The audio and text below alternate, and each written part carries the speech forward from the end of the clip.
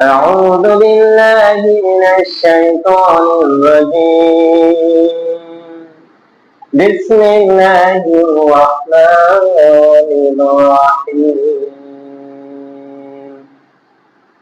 إن الذين جاءوا بالعفق عصبة منكم إلى آخر آيات.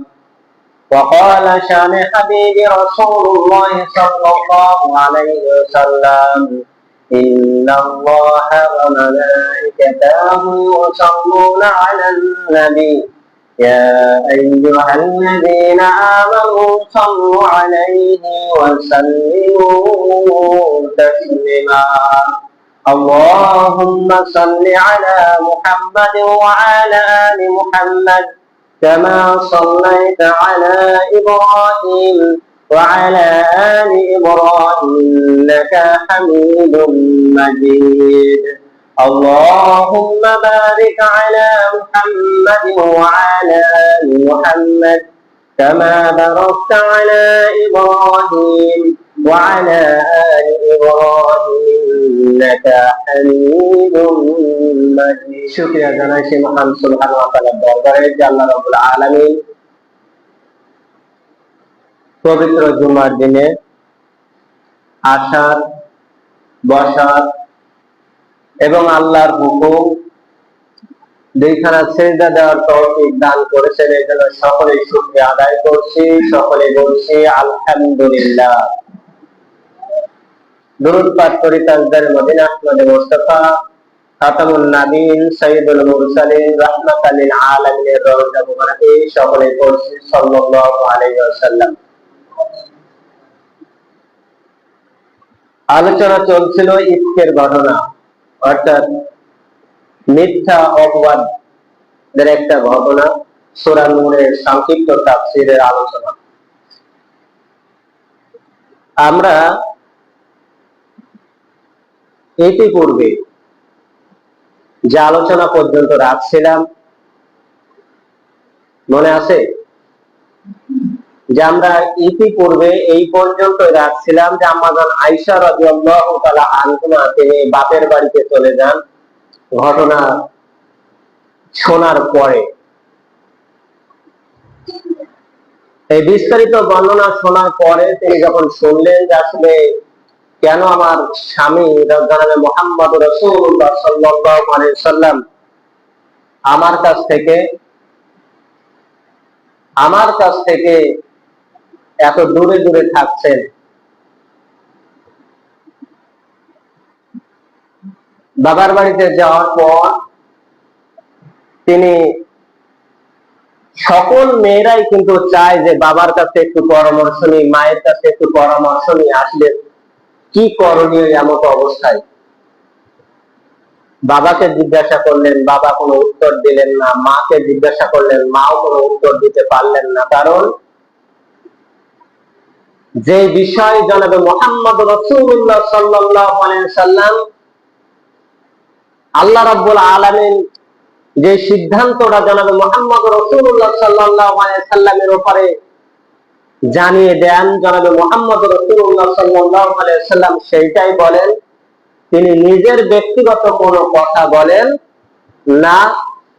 এই জন্য তারা নিজের সিদ্ধান্তটাই উপনীত হতে পারেননি যে আমরা যদি কোনো বিষয় বলি এটা যদি রাসূল এবং আল্লাহর বাইরে চলে যায়, এই সিদ্ধান্তটা আল্লাহ এবং আল্লাহ রাসূল সাল্লাল্লাহু আলাইহি ওয়াসাল্লামের বাইরে চলে যায়, তাহলে হয়তোবা আমিও দায়ী হয়ে যেতে পারি। তাহলে একটাই ভয় ছিল যে পরকালের ভয়, একটাই ভয় ছিল মৌতের পরে আমার কি অবস্থা হবে কবরের ভিতরে, একটাই ভয় ছিল আখিরাতে শান্তির জন্য আল্লাহ যেন অন্তত আমাকে মাফ করে দেয়, ক্ষমা করে দেয়। এই জন্য জনাবে মুহাম্মদ রাসূলুল্লাহ সাল্লাল্লাহু আলাইহি ওয়াসাল্লামের উপরে কোনো কথা কোন সাহাবী বলেন না।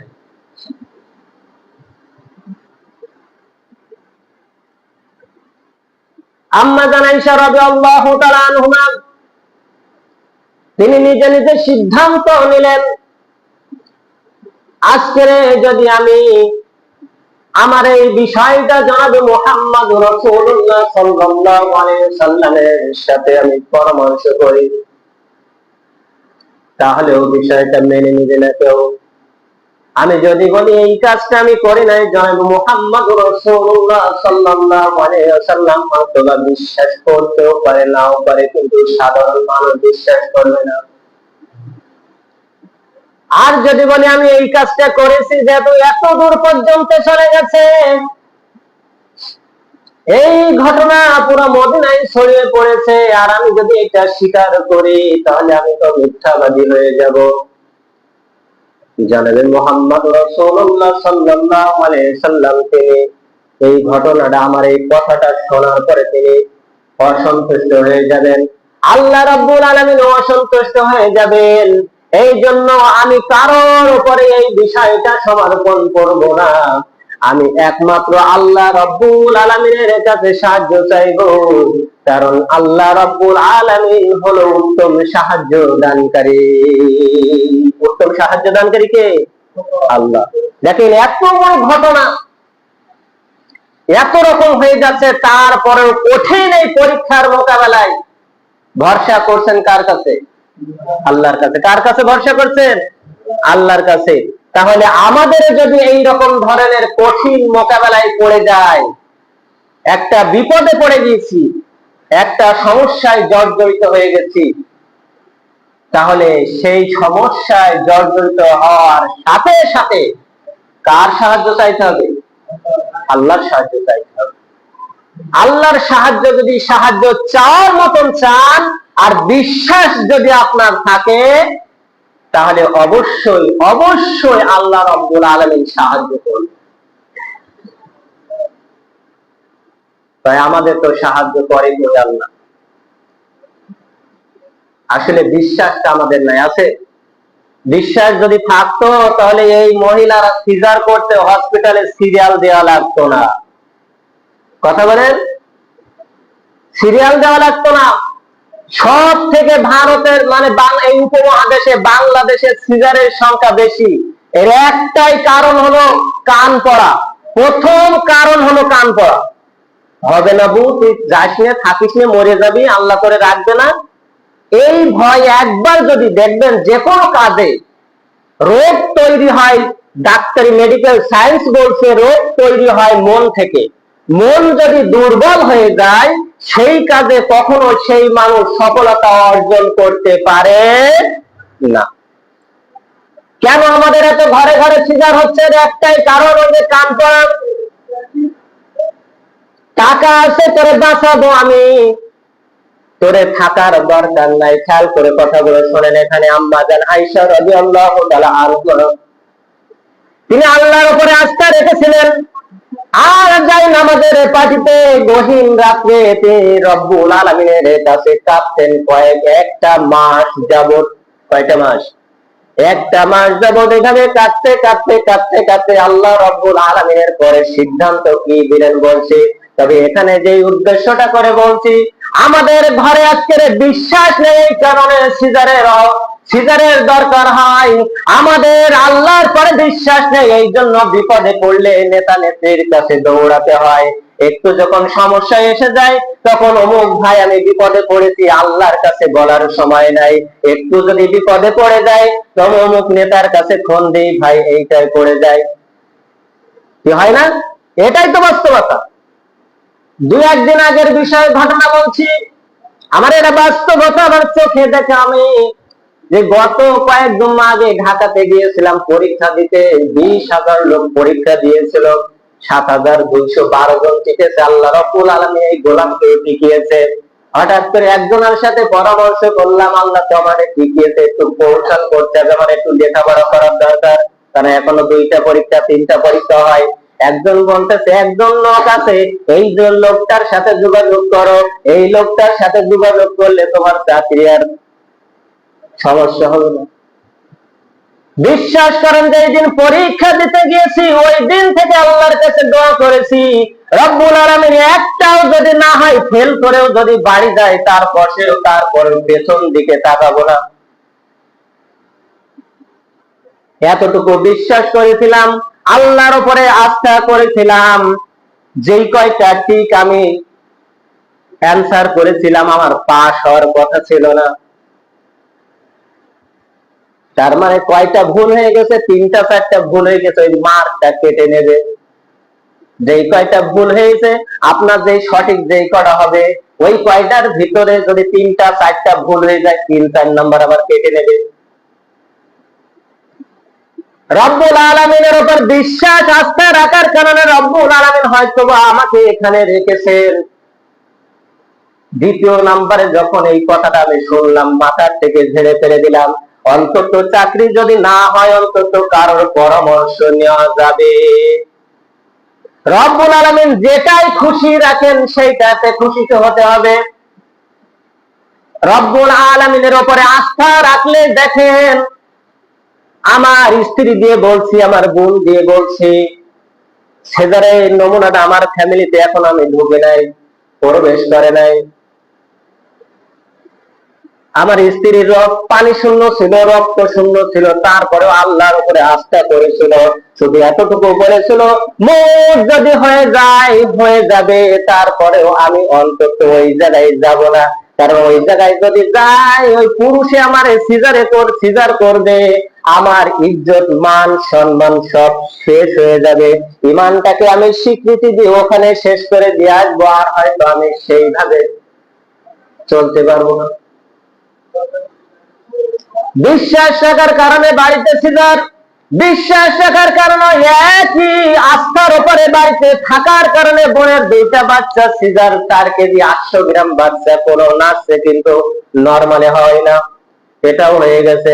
এই জন্য বলে, এই ভুল ভ্রান্তি থেকে কান পড়া যদি শোনা হয়, সমাজের ভিতরে 1 নম্বর ক্ষতি করে, কিন্তু কান পড়ায় তোর হবে না, তোর রক্ত শূন্য পানি শূন্য আলট্রাসাউন্ড করেছি, সেই দেখে সমস্যাগুলো দেখা দিয়েছে। এই কয়টা কারণের জন্য আর যদি আলট্রাসাউন্ড করা হয় বেশি বেশি, আলট্রাসাউন্ড যারাই করবে বেশি বেশি যখন করা হয়, ডাক্তারেরা নার্সেরা কিন্তু কানের ভিতরে ইনজেকশন ঢুকিয়ে দিবে। রক্ত শূন্য আছে, পানি শূন্য আছে, বাচ্চা উল্টা আছে, এই সমস্ত কারণ দেখিয়ে তোমার মনের ভিতরে একটা ভুল ভয় ধরিয়ে দিবে। ওই বাচ্চা কখনো নরমালে হওয়া সম্ভব হবে না। এই জন্য সম্ভব হবে না, কারণ ওই ব্যক্তির আস্থা তখন আর আল্লাহর পরে থাকে না, থাকে আল্লাহর পরে থাকে না। এই জন্য এই কাজগুলো ঘটে। আপনার অবস্থা যেখানে আল্লাহ থেকে স্লিপ কাটতে, রব্বুল আলামিন বলেন, যখন বান্দা কোনো কাজ করতে গিয়ে 1 পা আগিয়ে যায় আর আমার সাহায্য প্রার্থনা করে, আমি আল্লাহ রব্বুল আলামিন পেছন থেকে তার 10টা পা আগিয়ে দিই। চুরি করতে গেলে তাহলে কি হয়? চুরি করতে গেলে ওর মনের ভিতরে কিন্তু ওইটাই তৈরি হয়, ওইটা তৈরি হয় যে রব্বুল আলামিন আমি চুরি করতে যাচ্ছি, আমারে সাহায্য করো। আল্লাহ কিন্তু আগে ওর পা আগিয়ে দেয়। নিজে যখন আগিয়ে যায়, আল্লাহ পেছন থেকে সাহায্য করে। আপনি ভালো কাজে গেলেও আপনি যখন অগ্রসর হবেন, তখন আল্লাহ আপনাকে সাহায্য করবে। এই জন্য রব্বুল আলামিনের উপরে আস্থা রাখার পরে ভিত্তি নাই, আস্থা ছাড়া অন্য কোনো বিষয় আপনাদের রাখা যাবে না, আমাদের ইমানের বল রাখা যাবে না। সুতরাং আল্লাহর পরে আস্থা না রেখে যদি কোনো ব্যক্তির উপরে ব্যক্তি পূজারী হয়ে যায়, তাহলে ইমান আমান সব শেষ হয়ে যাবে। কিয়ামতের ময়দানে শূন্য ঝুলি নিয়ে জাহান্নামের দিকে অগ্রসর হতে হবে।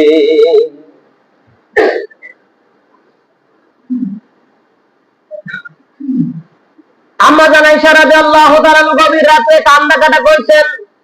এইদিকে জনাবে মুহাম্মদ রাসূলুল্লাহ সাল্লাল্লাহু আলাইহি সাল্লাম পরামর্শ করলেন। পরামর্শ হযরত আলী রাদিয়াল্লাহু তাআলা আনহুর সাথে করলেন, হযরত উমাইয়া রাদিয়াল্লাহু তাআলা আনহুর সাথে করলেন, উমাইয়া ইবনে যায়েদ রাদিয়াল্লাহু তাআলা আনহুর সাথে পরামর্শ করলেন। পরামর্শ করে আর করে তারা পরামর্শ দিল, আম্মা জান আয়েশার কাছে যে দাসী ছিল, ওই দাসীকে আনা হোক, তাহলে ভুল পুরুষই বলতে পারবে। বউ যদি খারাপ হয় শাওরি কিন্তু বলতে পারে, শাওরি যদি খারাপ হয় কিন্তু বাড়ির মানুষ বউ কিন্তু কিছু বলতে পারে, পারে না? সন্তান যদি খারাপ হয় মা বলতে পারে, মা যদি খারাপ হয় সন্তানও কিন্তু হয়তো প্রকাশ করতে পারে না, কিন্তু কিছুটা নমুনাও জানে। যেই দাসী ছিল এই দাসীর কাছে জিজ্ঞাসা করা হবে, এই দাসী যদি ভালো মন্দ কোনো একটা ফলাফল দেয় তাহলে আমরা সেই ফলাফলের উপরে চলে যাব। এই বিষয়টা আমি গত জুমায় বলেছিলাম। দাসীকে আনা হলো, দাসী বাড়িরাকে যখন বাড়িরা রাদিয়াল্লাহু তাআলা আনহুকে আনা হলো, তিনি বললেন আম্মা জান আয়েশার কোনো দোষ ছিল না, শুধু একটাই দোষ পেয়েছি, যখন রান্না করতে রান্না করার সময় তিনি ঘুমিয়ে যেতেন, অথবা রুটি বানাতো, রুটি বানাতে বানাতে বেলতে বেলতে ঘুমিয়ে যেতেন, ছাগল এসে বকরি এসে ওইগুলো খেয়ে নিত। আবার এমন দেখেছি জনাবে মুহাম্মদ রাসূলুল্লাহ সাল্লাল্লাহু আলাইহি ওয়াসাল্লাম নিজে এসে ওইটাই রান্না করার পরে, রুটি তৈরি করার পরে আম্মা জান আয়েশাকে ডেকে নিয়ে তারপরে একসাথে খাবার খেতে। এই পর্যন্ত সীমাবদ্ধ ছিল, সিদ্ধান্ত এই পর্যন্ত শেষ ছিল না। দাসীর কথাই জানে মুহাম্মদ রাসূলুল্লাহ সাল্লাল্লাহু আলাইহি ওয়াসাল্লাম বলছেন, ইবনে আব্বাস রাদিয়াল্লাহু তাআলা বর্ণনা করেছেন, জনাবে মুহাম্মদ রাসূলুল্লাহ বললেন, আমি আমার স্ত্রীর পরে আস্থা আছে, বিশ্বাস আছে, এইরকম কর্ম করতে পারে না। আমি আমার আল্লাহর পরে সমর্পণ করলাম, আল্লাহ যেটা সিদ্ধান্ত করে আমি সেই সিদ্ধান্তের উপরে অটল থাকবো। তাহলে আম্মা জান আয়েশাও সিদ্ধান্ত রাখলেন, আল্লাহর পরে অটল হয়ে থাকলেন। জনাবে মুহাম্মদ রাসূলুল্লাহ সাল্লাল্লাহু আলাইহি ওয়াসাল্লাম নবী হয়ে আল্লাহর পরে অটল থাকলেন। তাহলে অটল থাকার পরে আল্লাহ রাব্বুল আলামিন আয়াত দিয়ে জানিয়ে দিলেন যে এই যে যারা এই কাজের সাথে জড়িত আছে, যারা এই ঘটনাকে অবলম্বন করছে তারা হলো মিথ্যাবাদী। তারা কি? মিথ্যাবাদী। যারা এই অপরাধে ইন্নাল্লাযীনা জাউ বিল ইফকিল উসবাতাম মিনকুম, যারা এই অপরাধে রচনা করেছে, এই অপরাধের এই ঘটনার সমাজে প্রচার করেছে, তারা তোমাদের ভিতরে একটা দল, তোমাদের ভিতরে একটা দল, চারজন মানুষ ছাড়িয়েছিল, তার ভিতরে একটা বলেছিলাম হযরতে আবু বকর রাদিয়াল্লাহু তাআলা আনহু নিজের খালার ছেলে,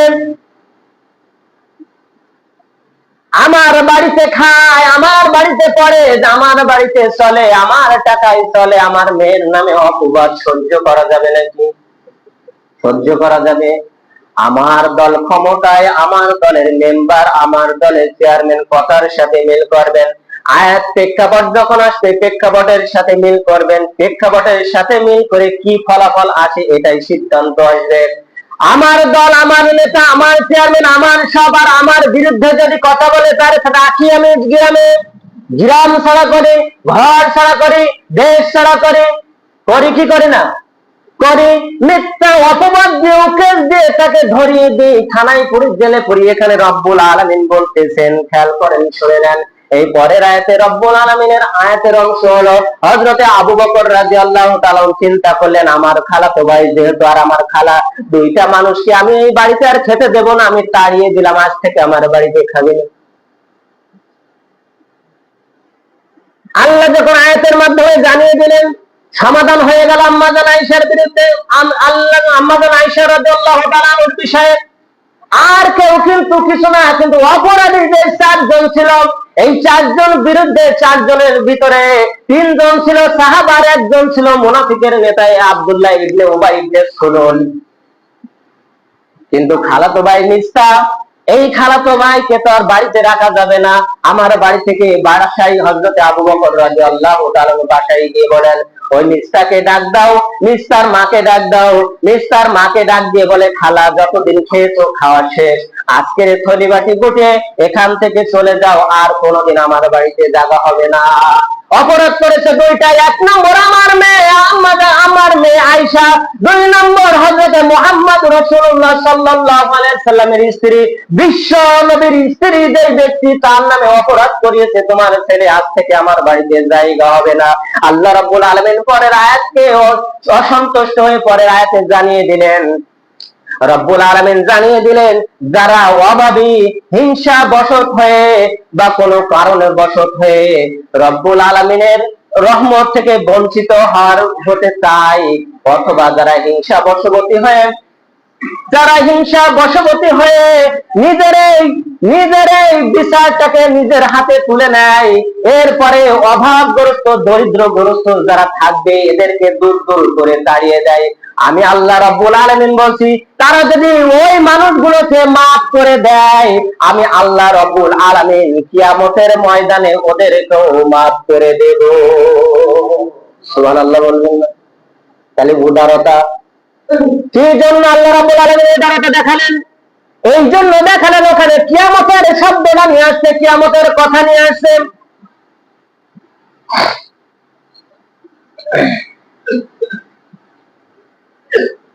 কিয়ামতের কথা নিয়ে আসছেন, কিয়ামতের ভয় করো, কারণ কিয়ামতের ময়দানে আমি আল্লাহ যদি সন্তুষ্ট হয়ে তোমাদের জীবনের গুনাহ খাতাগুলো মাফ করে দিই, তোমাদের এই তুচ্ছ মাপের কারণে আমি আল্লাহ রাব্বুল আলামিন তোমাদের জীবনের গুনাহ খাতাগুলো মাফ করে দেব। তাহলে এই ঘটনা ঘটানো যাবে। লবণ ভাই ভাই গন্ডগোল আছে না নাই? ভাবির কারণেও হয় না, হয় না? ভাবির কারণেও হয়, ভাইয়ের কারণেও হয়, মা বাপ নিয়েও হয়, সন্তান নিয়েও হয়, সম্পদ নিয়েও হয়। কোন কারণে যদি তুচ্ছ কোনো ঘটনা ঘটে যায়, এক নম্বর বিষয় যদি আপনি সহ্য না করতে পারেন, আইনের আশ্রয় নেবেন, কিন্তু নিজের হাতে আইন তুলে নেওয়া যাবে যাবে। দুই নম্বর বিষয় হলো মহৎ গুণ হলো কি? মহৎ গুণ হলো উদারতা। মাফ করে দেওয়ার উপরে গুণ নাই, অন্যদানের সব বেশি, এটা তো আমরা ভালো জানি, কিন্তু তার উপরে সব থেকে পৃথিবীর উপরে শ্রেষ্ঠ গুণ হলো ক্ষমা করে দেওয়া। কোন ব্যক্তি যদি কোন ব্যক্তির অন্যায়কে মাফ করে দেয়, কোন ব্যক্তি যদি কোন মানুষের অন্যায়কে মাফ করে দেয়, রব্বুল আলামিনের ভয়ে, কিয়ামতের ভয়ে, আল্লাহর ভয়ে, জাহান্নামের ভয়ে যদি মাফ করে দেয়, ওর মতন এই কাজের মতন মহৎ কাজ আর পৃথিবীর বুকে হতে পারে? হতে পারে? আমরা পারবো ইনশাআল্লাহ? সবাই বলেন তো ইনশাআল্লাহ পারবো? মনে হয় না সবাই পারবো ইনশাআল্লাহ।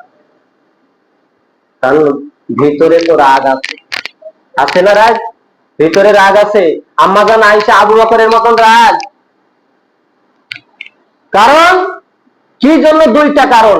এক নম্বর নিজের স্ত্রী, নিজের মেয়ে। এক নম্বর নিজের, কথা বলেন, নিজের মেয়ের নামে অপবাদ।